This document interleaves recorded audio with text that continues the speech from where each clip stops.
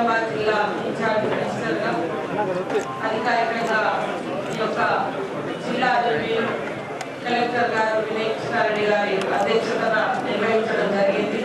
ఈ కార్యక్రమంలో పాల్గొన్నటువంటి పెద్దలు గౌరవనీయులు రవి సార్ గారు, అదేవిధంగా కోశాల శ్రీనివాస్ రెడ్డి గారు, పెద్దలు గౌరవనీయులు రాకేష్ రెడ్డి గారు, అదేవిధంగా పెద్దలు గౌరవనీయులు మన నిజామాబాద్ ఎమ్మెల్యే గణపాల్ సార్ గారు, పెద్దలు సోదరుడు భూపతి రెడ్డి గారు, అదేవిధంగా ఇతర చైర్పర్సన్స్, అధికార యంత్రాంగం అందరూ కూడా ఈరోజు పార్టిసిపేట్ చేయడం జరిగింది. దాదాపుగా 3.5 గంటలు ఈ జిల్లాలో ఉన్నటువంటి అనేక సమస్యల మీద డీటెయిల్ డిస్కషన్ జరిగింది. ఒక మంచి స్నేహపూరితమైనటువంటి సమస్యల బేస్గానే ఈ డిస్కషన్ కూడా జరిగింది. రాజకీయాలు కానీ ఇతర అంశాలు లేకుండా కేవలం ఉన్నటువంటి సమస్యల మీదనే చర్చ జరగడం జరిగింది. ముఖ్యంగా హెల్త్ సంబంధించి కానీ, అగ్రికల్చర్ సంబంధించి, ఇందిరామైన్లు, పంచాయతీ రాజు, అదేవిధంగా ఎలక్ట్రిసిటీ, అగ్రికల్చర్, ఇవన్నీ కూడా మేము డీటెయిల్ గా డిస్కషన్ చేయడం జరిగింది. ఇరిగేషన్ లో కూడా ఇక్కడ చాలా ప్రాజెక్టులు ఉన్నప్పటికీ ఇంకా పెండింగ్ లో ఉన్నాయి.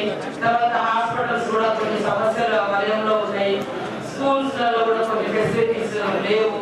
అదేవిధంగా ముఖ్యంగా అగ్రికల్చర్ అంటే నిజామాబాద్ జిల్లా మరి నాట్లే అంటే వ్యవసాయం చేయడంలో ముందంజలో ఉంటుంది.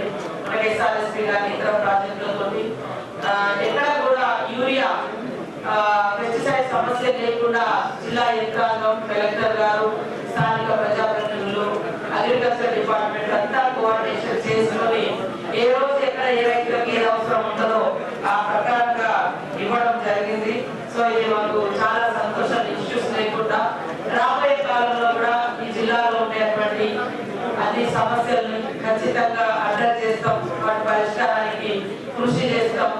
అభివృద్ధి లక్ష్యంగా 6 పార్టీస్ ఎమ్మెల్యేస్ తోటి, ప్రజాప్రతినిధులతో కోఆర్డినేషన్ చేసుకొని పనిచేస్తాం. అదేవిధంగా ఇందిరమ్మ ఇల్లు కూడా చాలా స్పీడ్ గా వర్క్ అవుతా ఉంది.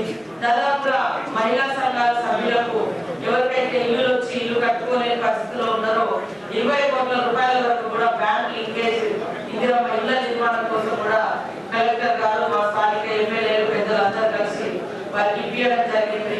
రాబోయే కాలంలో మహిళా సంఘాలకు మరి కూరగాయల సాగు విషయంలో కూడా ఒక ప్రోత్సాహాన్ని ఇవ్వాలని నిర్ణయించుకోవడం జరిగింది. అదేవిధంగా ఇరిగేషన్ సంబంధించి జిల్లా నిజామాబాద్ జిల్లా కానీ, కామారెడ్డి జిల్లా కానీ అందరితో ఉమ్మడి జిల్లాతో మరి ఉత్తమ్ కుమార్ రెడ్డి గారితో ఇరిగేషన్ మినిస్టర్ తోటి మీటింగ్ ఏర్పాటు చేసుకొని ఈ జిల్లాలో పెండింగ్ లో ఉన్నటువంటి ఇరిగేషన్ వర్క్స్ మీద కూడా తొందరలోనే మంచి నిర్ణయం వచ్చే విధంగా కృషి చేయడం జరుగుతుందని కూడా ఈ సందర్భంగా తెలియజేస్తా ఉన్నాం. ఈ యొక్క మాన్సూన్ సీజన్ లో అధికారులందరూ కూడా అప్రమత్తంగా ఉండాలి. ఎందుకంటే మరి వర్షాకాలంతో విష జ్వరాలు వ్యాపించే పరిస్థితి ఉంది. డ్రింకింగ్ వాటర్ కూడా మా సంబంధించి ఆంధ్రప్రదేశ్ మిషన్ భగీరథ అధికారులు కూడా 24 hours అలర్ట్ గా ఉండాలని ఆదేశించడం జరిగింది. కొన్ని వర్క్స్ ఇంకా స్టార్ట్ కానీ ఏదో ఉన్నాయో పంచాయతీ రాజ్లో వాటిని కూడా ఫాస్ట్ గా గ్రౌండింగ్ చేస్తాం. ఇంకా పెండింగ్ లో ఉన్న వాటిని కూడా మేము హైదరాబాద్ లెవెల్లో ఉన్నాయి, ఎడాప్స్ లో ఉన్నాయి, ఆయా శాఖలకు సంబంధించినటువంటి వర్క్స్ అన్ని కూడా ఫైల్స్ మూవ్ అయ్యే విధంగా చొరవ తీసుకోవడం జరుగుతుంది. సాంక్షన్స్ కూడా చేయించడం జరుగుతుంది. ఈ సందర్భంగా తెలియజేస్తూ పత్రికా మీడియా సోదరులు మాతో ఇంతసేపు మీరందరూ ఉండి మరి జిల్లా అభివృద్ధిలో మీరందరూ భాగస్వాములు కావాలని అవుతున్నందుకు కూడా మీ అందరికీ పేరు పేరు హృదయపూర్వక నమస్కారాలు. అందరం ఐక్యంగా ఉండి ఈ యొక్క మరి నిజామాబాద్ జిల్లాను అభివృద్ధిలో దూసుకుపోయే విధంగా కృషి చేద్దామని తెలియజేస్తూ మీ అందరికీ నమస్కారాలు. ధన్యవాదాలు. అక్కడ కాకుండా అంతిమంగా కేంద్రం చేతిలో అది పెండింగ్ లో ఉంది, రాష్ట్రం చేతిలో లేదు.